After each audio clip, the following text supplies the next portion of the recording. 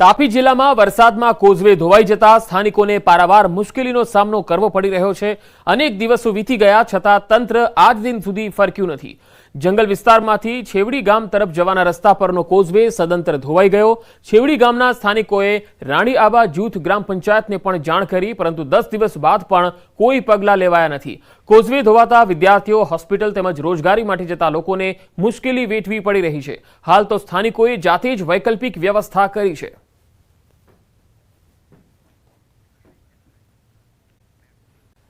સુરતમાં નકલી ચલણી નોટ ઝડપાઈ। 500, 200 અને 100ના દરની નોટ પકડાઈ છે। કુલ 214 નોટ ઝડપાઈ છે। આરોપી ઘરે જ આ નકલી નોટ છાપતો હતો। પ્રિન્ટર અને કાગળ સહિતની સામગ્રી જપ્ત કરાઈ છે। 500ના દરની 68, 200ના દરની 114 નોટ મળી આવી છે, જ્યારે 100ના દરની 32 નકલી નોટ મળી આવી છે।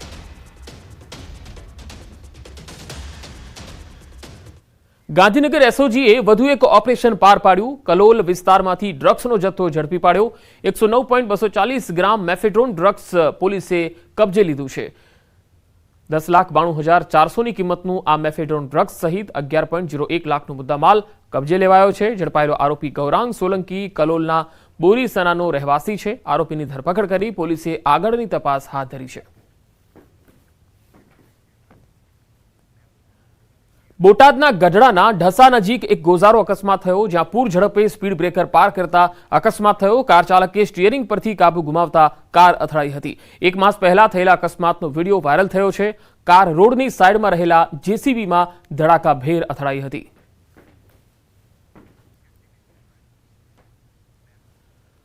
વડોદરામાં બાઇક પર સ્ટંટનો વિડીયો વાયરલ થયો। ચાલુ બાઇક પર લઈ રહ્યો છે સેલ્ફી। બ્રિજ પર જોખમી રીતે બાઇક ચલાવ્યું, અન્ય લોકોના જીવ પણ જોખમમાં મૂક્યા હતા।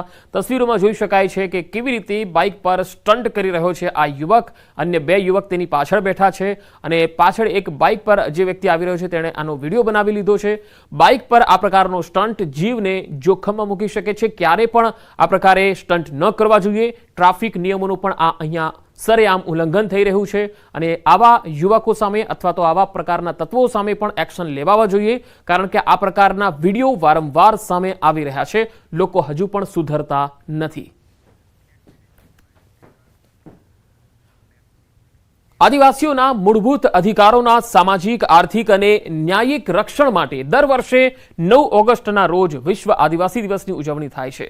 વર્ષ 1994માં અમેરિકામાં પહેલી વખત આદિવાસી દિવસની ઉજવણી થઈ હતી અને ત્યારથી 9 ઓગસ્ટનો દિવસ સમગ્ર વિશ્વમાં આદિવાસી દિવસ તરીકે ઉજવવામાં આવે છે। ત્યારે અંકલેશ્વર, માંડવી, નવસારી તેમજ છોટાઉદેપુર જિલ્લાના બોડેલી, અલીપુરામાં આદિવાસી દિવસની ઉજવણી કરવામાં આવી હતી। રંગેચંગે નાચગાન સાથે આદિવાસી દિવસની ઉજવણી થઈ। આદિવાસી સમાજે ઢોલ, નગારા અને ડીજે સાથે રેલીનું આયોજન કર્યું હતું। આદિવાસી ભાઈ બહેનો તેમજ તેમના પરંપરાગત વસ્ત્રો પરિધાન કરી તીર, કામઠા અને પારિયું જેવા શસ્ત્રો સાથે મોટી સંખ્યામાં રેલીમાં જોડાયા હતા। સુરત જિલ્લામાં મેઘરાજા મન મૂકીને વરસતા આ સિઝનમાં 83% જેટલું ખેતી પાકોનું વાવેતર પૂર્ણ થઈ ગયું છે। સૌથી વધુ વાવેતર ઉમરપાડા અને ઓલપાડ તાલુકામાં થયું, તો સૌથી ઓછું વાવેતર 84 તાલુકામાં થયું। બારડોલી, કામરેજ, માંડવી, મહુવા, માંગરોળ તાલુકામાં પણ સરેરાશ 12,000થી વધુ હેક્ટરમાં ખેડૂતોએ વિવિધ પાકોની વાવણી કરી છે। જિલ્લામાં સૌથી વધારે વાવણી ડાંગરની થઈ, તો શાકભાજી, સોયાબીન, કઠોળ સહિતના પાકોનું પણ મોટી સંખ્યામાં વાવેતર થયું છે। જિલ્લામાં સિઝનનો કુલ 49 ઇંચ વરસાદ પડી ચૂક્યો છે। જે ગુજરી ભાત લગભગ 110 કે 115 દિવસની અંદર એનો એ પાક મળતો હોય છે અને આ વર્ષે લગભગ વરસાદની શરૂઆત સારી થવાથી અમે સારું એવું રોપણી કરી છે અને હવે પછી એવી આશા રાખીએ કે ભાઈ પાછળ જતાં વરસાદ ઓછો રહી તો ગુજરી ભાતની અંદર જો છેલ્લે વરસાદ ઓછો પડે તો પાક સારો થાય એવી આશા અમને છે। 5 વીઘા જેવું ડાંગર અમે બનાવ્યું છે અને ખર્ચો તો એ માનો ને કે 3,000 રૂપિયાથી 3200 રૂપિયા જેવા રોપવાના આપ્યા છે। એ પ્લસ બિયારણ છે। વરસાદ ટાઈમે વ્યવસ્થિત પડી ગયો છે અને અમે આ વાવણી કરી ચૂક્યા છે બરાબર।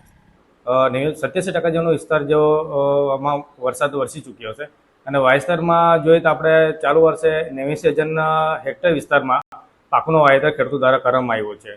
આમાં તાલુકા વાઇઝ જોઈએ તો આપણે ઓલપાડ તાલુકામાં ડાંગર પાકમાં 24,000 કે તેનાથી વધુ વિસ્તારમાં હેક્ટરમાં એનું વાવેતર થઈ રહ્યું છે અને ખાસ કરીને માંગરોળ છે, માંડવી છે, ઉમરપાડા છે, જ્યાં ટ્રાઇબલ વિસ્તારમાં પણ ડાંગર પાકોનું અને અન્ય કઠોળ પાકો છે જેનું વિસ્તાર સારા પ્રમાણમાં વાવેતર થઈ રહ્યું છે. ગીરમાં સિંહના અકાળે મોતનો મામલો હાઈકોર્ટમાં સુનાવણી હાથ ધરાઈ હતી. ચીફ કન્ઝર્વેટર ઓફ ફોરેસ્ટને નોટિસ ફટકારવામાં આવી છે. કોર્ટનો અનાદર કરવા મામલે આ નોટિસ ફટકારવામાં આવી. સોગંદનામામાં સાચી વિગત ન આપવા બદલ કોર્ટ નારાજ જોવા મળી. કોર્ટ મિત્ર વિસ્તૃત રિપોર્ટ રજૂ કરશે. રેલવે અને વન વિભાગને ખુલાસો આપવાનો આદેશ પણ કરવામાં આવ્યો છે. તો કોર્ટનો અનાદર કરવાના મામલે આ નોટિસ હતી, કારણ કે સોગંદનામામાં સાચી વિગત ન આપવા બદલ કોર્ટે નારાજગી વ્યક્ત કરી હતી. રેલવે અને વન વિભાગને ખુલાસો આપવા આદેશ કર્યો છે.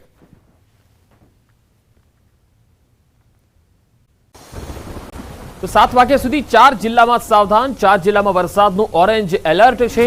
સાબરકાંઠા, અરવલ્લીમાં ઓરેન્જ એલર્ટ અપાયું છે. અમદાવાદ અને ગાંધીનગરમાં પણ ઓરેન્જ એલર્ટ છે. 4 જિલ્લામાં ભારે વરસાદની આગાહી કરવામાં આવી છે. અમદાવાદ, ગાંધીનગર અને સાબરકાંઠામાં પણ ધોધમાર વરસાદ આજે સાંજે 7 વાગ્યા સુધીમાં થઈ શકે છે. અરવલ્લી જિલ્લામાં પણ ઓરેન્જ એલર્ટ છે.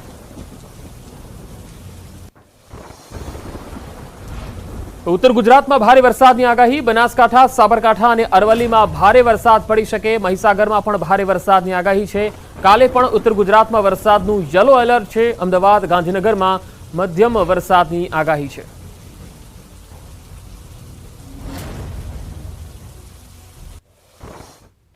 वार्निंग है वो डिस्ट्रिक्ट है बनासकांठा, साबरकांठा, अरावली और महिसागर डिस्ट्रिक्ट शामिल है, जहां पर हेवी रेनफॉल की वार्निंग और साथ में येलो अलर्ट जारी है. और डे 2 की बात करेंगे तो डे 2 के लिए जहां पर हेवी रेनफॉल की वार्निंग है वो डिस्ट्रिक्ट है बनासकांठा, साबरकांठा, अरावली और महिसागर डिस्ट्रिक्ट. और थंडरस्टॉर्म की बात करेंगे तो आने वाले 2 दिनों के लिए गुजरात स्टेट के सारे डिस्ट्रिक्ट कवर हैं, जिसमें थंडरस्टॉर्म की वार्निंग है. और फिशरमैन वार्निंग आने वाले 5 दिनों के लिए एंटायर गुजरात को की गई है. તાપી જિલ્લામાં વરસાદમાં કોઝવે ધોવાઈ જતા સ્થાનિકોને પારાવાર મુશ્કેલીનો સામનો કરવો પડી રહ્યો છે. અનેક દિવસો વીતી ગયા છતાં તંત્ર આજ દિન સુધી ફરક્યું નથી. જંગલ વિસ્તારમાંથી છેવડી ગામ તરફ જવાના રસ્તા પરનો કોઝવે સદંતર ધોવાઈ ગયો. છેવડી ગામના સ્થાનિકોએ રાણી આબા જૂથ ગ્રામ પંચાયતને પણ જાણ કરી, પરંતુ 10 દિવસ બાદ પણ કોઈ પગલાં લેવાયા નથી. કોઝવે ધોવાતા વિદ્યાર્થીઓ, હોસ્પિટલ તેમજ રોજગારી માટે જતા લોકોને મુશ્કેલી વેઠવી પડી રહી છે. હાલ તો સ્થાનિકોએ જાતે જ વૈકલ્પિક વ્યવસ્થા કરી છે.